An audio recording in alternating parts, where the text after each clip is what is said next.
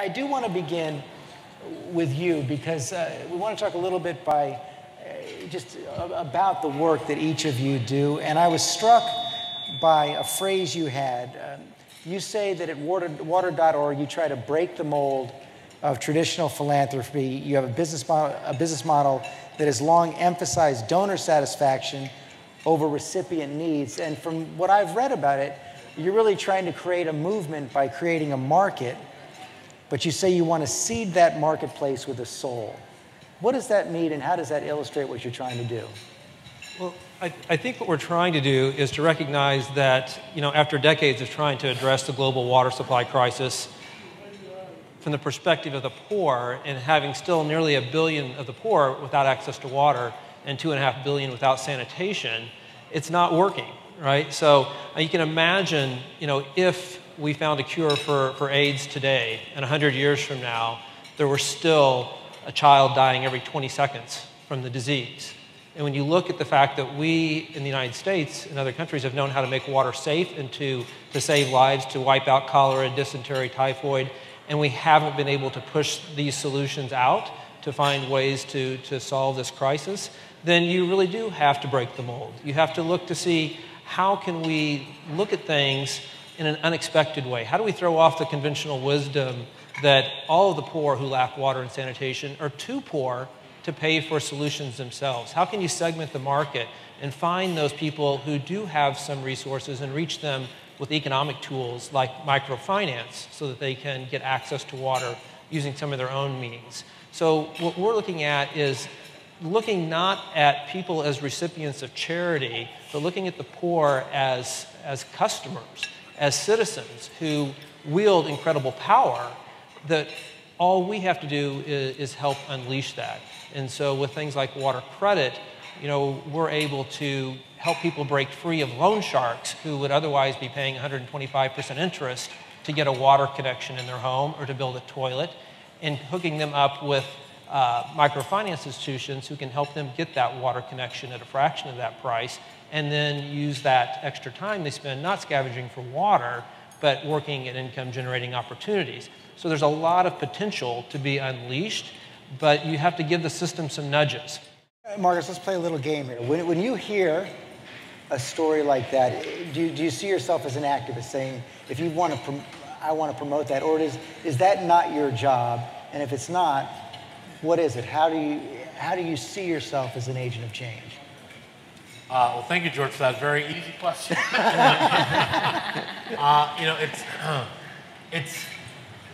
It's a very important question. It's one that I think that we ask ourselves a lot as journalists. It's one that the public that reads us and looks at us ask themselves a lot, and there are kind of all kinds of moral implications to it. There's a famous picture, I think it was Ethiopia, Sudan, or Somalia, of a starving child and a bird looking at the starving child. And a photographer, and I was based in Johannesburg at one point, and the photographer who took that picture, I think it was an AP photographer, maybe a white South African AP photographer, if memory serves. There was a huge controversy over what, that photographer who had to take the picture, because someone took that picture, had food, obviously, because he was a Western photographer. What did he do? And that child died, actually. That child was one of many people, if you've ever been to a food a camp where they're giving food to starving, displaced people or refugees, you're aware of the mass of humanity that's there. So that child was one instance of probably thousands, certainly thousands, maybe tens of thousands of people who were starving there, and probably one of hundreds, if not thousands, of starving children at that feeding center. That picture just kind of crystallizes it in a beautiful way, in a painful way, because sitting here as a member of the New York Times, the answer to your question is kind of scientifically and perhaps even uncomfortably clear. The answer is we are not activists, we are journalists. And it's uncomfortable because of that picture of that child. That's why it's uncomfortable. The fact is, if I want to be an activist, there are many things I could do. There are phenomenal activists, some in this room, There are many people who dedicate their lives to improving these problems, to solving these problems. That is not what we do.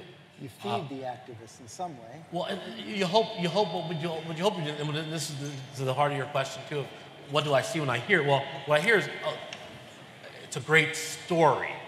It's a great story because of a few elements. One of the elements, the most important element that makes a great story is it's counterintuitive. There is a world of prejudice, for instance. Well, the really poor can't afford anything. The really poor can't pay for anything. So that automatically, in a world of market incentives, says there's a disincentive. Don't even think about it. Oh, if you can't give it to them for free, there's no hope. Well, that's a prejudice. That prejudice is incorrect, as we're proving every day. So there's actually hope. And in that counterintuitive reality, the fact that we can write a story that educates people that their prejudices are incorrect, that's a great story. And as a journalist, what you're always looking for are great stories. The best journalism is going to be the journalism that is not activist journalism, but it's journalism that makes people act. You're a storyteller. Mm-hmm. You're not encumbered, perhaps, by the mainstream media. You can choose your subjects. You do choose your subjects. Do you have an audience in mind when you set out to tell the story? I don't have an audience in mind. I think the audience is me.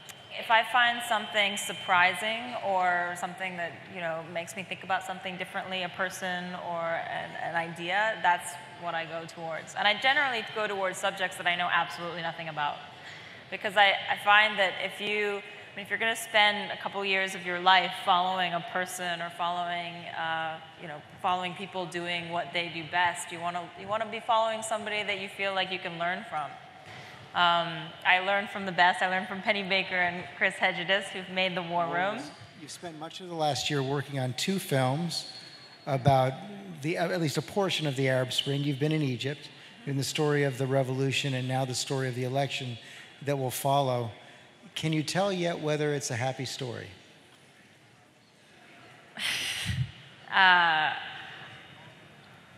This has been one of the most incredible years of my life, following this story. I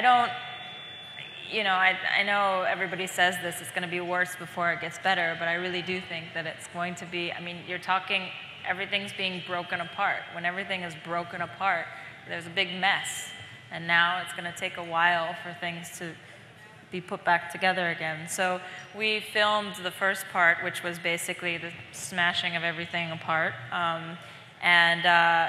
It was inspiring, very inspiring to be there. And now we're watching the slow process of the presidential campaigns that we're following right now. Of everything you come across at the Institute, at the Journal, which ones are exciting you the most? What really, really interests me and excites me is the people who are generating the ideas. The people who might have a fantastic idea, but who might not otherwise be able to get a place in the pages of Foreign Affairs or get a place on a podium, or might have great ideas, are very good at expressing themselves, but don't necessarily have the skills to get those ideas to the right places. And so I think nurturing the people, really the source of those ideas, helping them to figure out what to do with it, whether it's something that Gary's doing, which is really a hybrid of doing work on the ground, but also generating ideas and interacting with people with great ideas, or something like what Jehane is doing, which is using creativity, using human stories to get people to understand each other. There's a wonderful, wonderful moment in Control Room where there's a U.S. military PR guy who's in the middle of this controversy over images of dead Iraqis being shown, which, Americans see them all the time and don't really react. And then there's a controversy over dead U.S. soldiers. And he sees that and all of a sudden has this aha moment in the film where he says, oh, now I get what it must be like for Iraqis to see dead Iraqis. And certainly the stuff that Marcus is doing, this traditional media thought leader, is so important. It certainly social media, a lot of what it's doing is referring back to work like what Marcus is doing. And the ability that Marcus has to have a very, very thoughtful, constructive approach to ideas. I first met him when he did a panel on Iran. He moderated for us one of our very, very first events when we went independent from the New School almost 5 years ago. And met him again when I was on a panel on Haiti after the earthquake, and was just so impressed by that idea to synthesize ideas and bring them together. So the idea is important, but it's not just the ideas, it's the environment. In your work at water.org, you not only focus on creating those mechanisms to get the water to the people who need it, but the way you go about it is also very important to you. You define it as something you call a liquid network, which is in many ways something we're trying to create tonight. So try to draw out that idea a little more. This whole concept of things that we learn from different directions, like the Arab Spring, for instance. What does that mean to people who don't have water and sanitation? We look at that and see that was a way for people to find their democratic voice using social media to a large degree and to mobilize themselves. And so we look to borrow ideas from other spaces. Nobody has their own complete idea. We all complete each other's idea, and that's the concept of the liquid network, where ideas can flow almost frictionlessly across sectors to different organizations and different approaches. That's why water credit worked. We didn't go out and invent microcredit. We just discovered it and nudged it towards water and sanitation and the poor.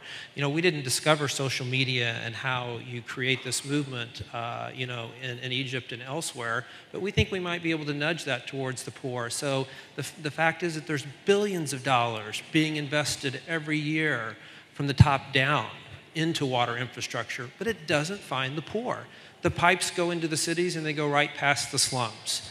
How do you help people to understand and participate? You know, how do you help them hold their water utility or their government accountable for those services that are supposed to be targeted towards them in the same way your democratic vote is supposed to be targeted towards you? And how do you hold them accountable to provide those services that they're supposed to be providing? So to me, that's the liquid network. It's about discovering innovation on behalf of the poor. I mean, how do you get as much money that we invest in discovering the next generation of this iPhone? I mean, if we had a fraction of that kind of investment in water and sanitation ideas to spark new directions, I mean, we Is could make there a great way progress. to make money in getting water to people who don't need it? There is, and we don't come at it from that perspective, but we don't have a problem if a microfinance institution makes a small profit. The whole idea is, I think we're better and more respectful of the poor if we can look at them as people who have these intrinsic powers as customers and as citizens to leverage these services, whether it be through the market or through the ballot box or through protesting to get those basic services that they're entitled to. And Marcus, you described so much of your job as telling stories, but it's also to hold those in power accountable. Absolutely, absolutely. Well, it's interesting because with the, and Michelle raised that question of kind of, and we've talked about a lot tonight, social media, new media versus the old media and the old mainstream media. I mean, for us, the kind of walls between accountability and, you know, we used to, in our jobs, we used to talk to people and people would listen or turn us off, that was it. Well, but now people talk back to us, and so we... And correct us immediately. Exactly. And you know, while some days it can be tough, right? It's incredibly powerful because leaders still pay attention to us, but also leaders, we're also conduits now for communication coming from the world back up to those leaders. And I think it makes us much more powerful. I mean, my job right now is kind of giving a digital voice to the International Herald Tribune and making it so that we have comment and community in a way that the world, this is very disparate readership of the IHT, talks back to us and through us talks to the people who matter, who read our paper. And I think that's incredible. It's kind of an exponential, you know, multiplier of power of all of us, both the people power, the voice of people, ordinary people in the Arab street, for instance, and also the power of traditional media too. All of our power grows in that kind of calculation. And we don't even know where it's going to take us yet. It's just exciting to see it all happen. I don't think any of us know where it's going to take us, but we hope a lot of you talk about that more tonight at your tables. We just wanted to get things started right now. Congratulate again our honorees.